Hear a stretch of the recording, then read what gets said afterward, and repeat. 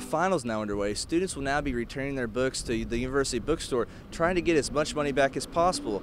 But is it better for students to buy a book and get money back at the end, or just rent it out at the beginning of the year? I'm outside Maggie Moo's, located on College Avenue, where they're hosting a fundraiser tonight from 4 to 7 p.m. One fraternity decided to do things a little bit differently for Row Week this year. The Christian fraternity Beta Upsilon Chi, or Bucks, hosted a concert featuring Christian hip-hop artist Tadashi. I'm outside the Alumni House on the Alumni Lawn, where Coca-Cola is sponsoring the first ever Pack the Stadium for Kids 1K walk. The fundraiser was a success as a lot of people showed up to show their support for Respect, as well as to have some good ice cream. Reporting for UATV, I'm Michael Zust. University of Arkansas students as well as UREC members are being treated to a free night of bowling here at Ozark Lanes from 6 to 8 p.m.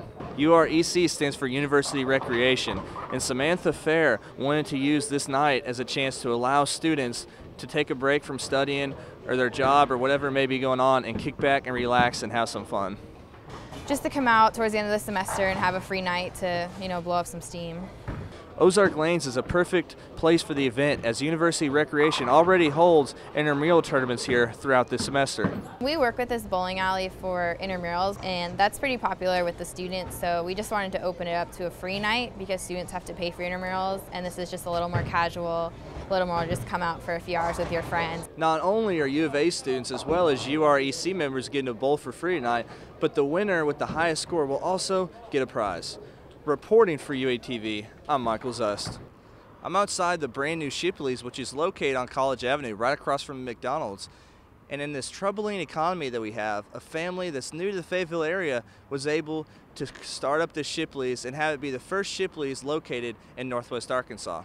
So Cynthia Sue and her daughter, Serena, moved from Houston just a few months ago. So Cynthia and her daughter realized how important Shipley's was as a donut shop down south and wanted to bring that to Fayetteville.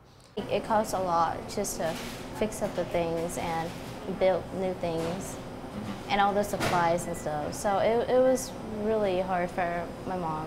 Shipley's opened on March 9th, and so Cynthia and her daughter worked really hard to keep the place up and running. Arkansas Shipley's regional manager, Roy Smith, said that 2 more Shipley's are in the plans of being open in this regional area, including one in Fort Smith and one right outside of Rogers. Reporting for UATV, I'm Michael Zust. Over a decade ago, a portion of University of Arkansas history moved off campus. The problem is that not many people know that it even existed. For a long time, the University of Arkansas had a museum on campus that contained history of the U of A as well as the state of Arkansas. Most of our collections are focused on Arkansas. We have the largest collection of Arkansas artifacts in the world. In 2001, the museum moved off campus to the University of Arkansas Archaeological Survey building located off of Garland Avenue. They received funding from the state legislature to build a new facility.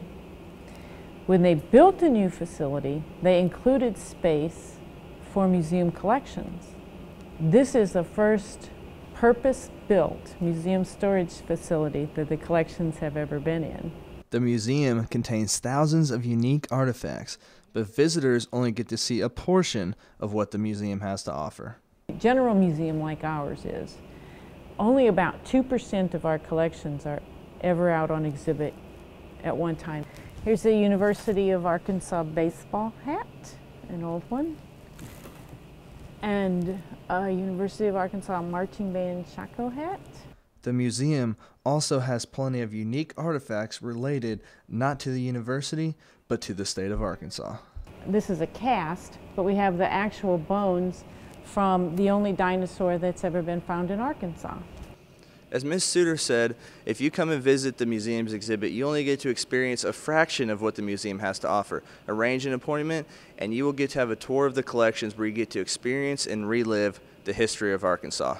Reporting for UATV, I'm Michael Zust. This part of Springdale has a bad smell, and neighbors are tired of it. When the water utilities treatment plant was originally constructed in 1964, it was located on a dirt road and in the country. That is no longer the case, as multiple neighborhoods have come into the area, and that causes concern with the plant's odor.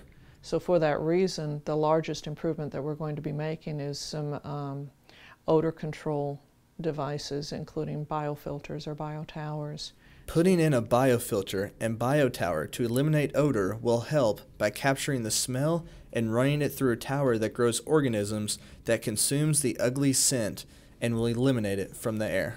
Because it uses organisms rather than chemicals for that treatment, there's not a lot of ongoing cost. Odor control is a big part of the renovations as it costs $4.4 million, but there are other improvements that need to be made as well. They're going to eliminate this and raise this water level up.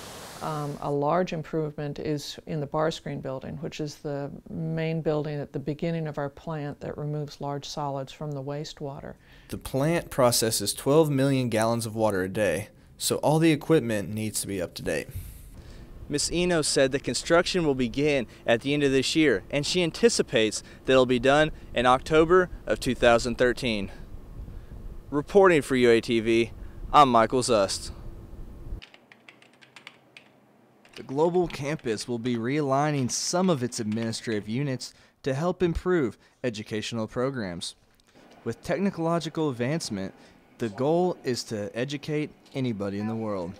One of the main reasons for the change is to give people more time to work for distance education courses. Some of the administrative units being realigned are the Conference and Planning Unit as well as the Media Production Wing. Distance education is usually defined as instruction that takes place when the student and the instructor are not in the same place at the same time, and it uses some form of technology. Distance education is not focused towards your traditional college student, but more towards the working professional. Missions of continuing education is to provide programs for people who have graduated already from the university, or they are working professionals coming back to get certificates. Between Skype and the internet and cameras on your computer, the technology is there to really make it a global campus. That's kind of why we call it that. The administrative realignment will be put into place on July 1st. Even though some of the administrative units are being reassigned, they will remain stationed here at Global Campus, which is located on East Center Street, right across from the square. Reporting for UATV, I'm Michael Zust. One fraternity decided to do things a little bit differently for Row Week this year. The Christian fraternity Beta Upsilon Chi, or Bucks, hosted a concert featuring Christian hip-hop artist Tadashi. It's not your typical Row Week event. It's called Island Party. This event is called Island Party. It's our annual event to serve the community, give back to the community. The concert drew a huge crowd as they all came to see Christian hip-hop artist Tadashi. Tadashi worked in college ministry for 5 years before beginning Christian rap.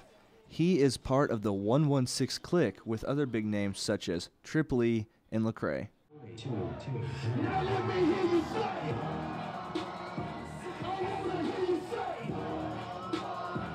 He electrified the crowd with hits such as We Make War, Sun up, sun down, time in, time out. Go Hard, He Lives, and Riot. Tadashi did more than just rap, as he preached to the crowd, including rapping his testimony.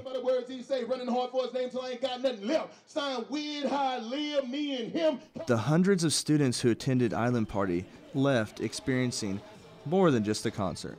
Most of the time I would run into individuals who would be faithful to do whatever you asked of them.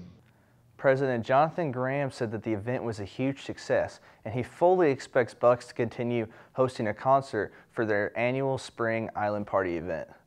Reporting for UATV, I'm Michael Zust.